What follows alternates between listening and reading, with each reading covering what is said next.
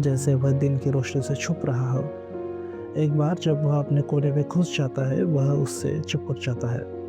जैसे घोंगा, या कम से कम वह उस अजीब प्राणी की तरह होता है जो एक साथ जानवर और घर दोनों है।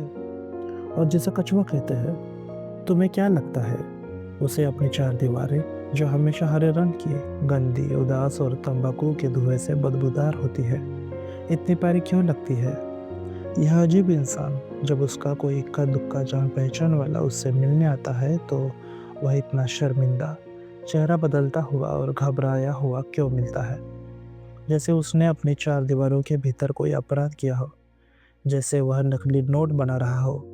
या जैसे वह कोई कविता लिख रहा हो जो किसी पत्रिका में गुमनाम पत्र के साथ भेजी जाए, जिसमें वह कहता हो कि असली कवि मर चुका है और उसका दोस्त सोचता है कि उसकी चीज़ें छापना उसका पवित्र कर्तव्य है।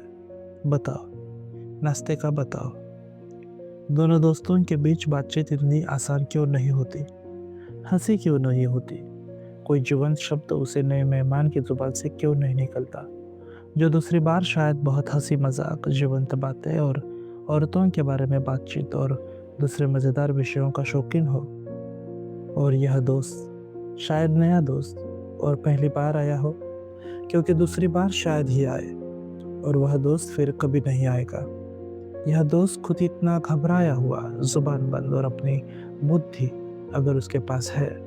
अपनी बुद्धि के बावजूद अपने मेज़बान के उदास चेहरे को देखकर क्यों रह जाता है,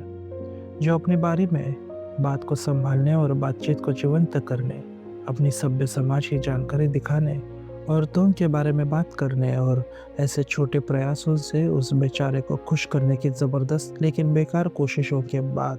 पूरी तरह लाचार और हताश हो जाता है, जो मछली की तरह पानी से बाहर गलती से उससे मिलने आया है। वह सज्जन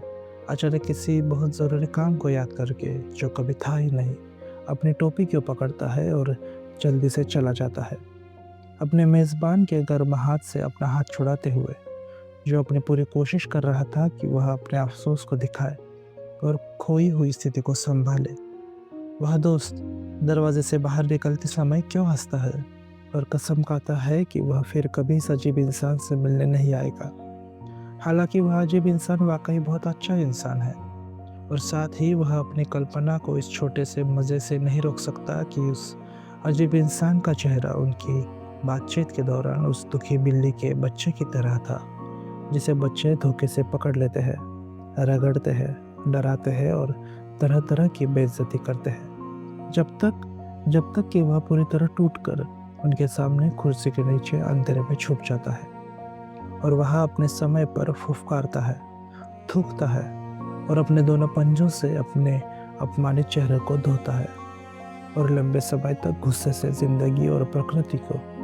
और यहाँ तक कि सहानुभूतिपूर्ण नौकरानी द्वारा मालिक के खाने से बचाए गए टुकड़े को भी देखता है।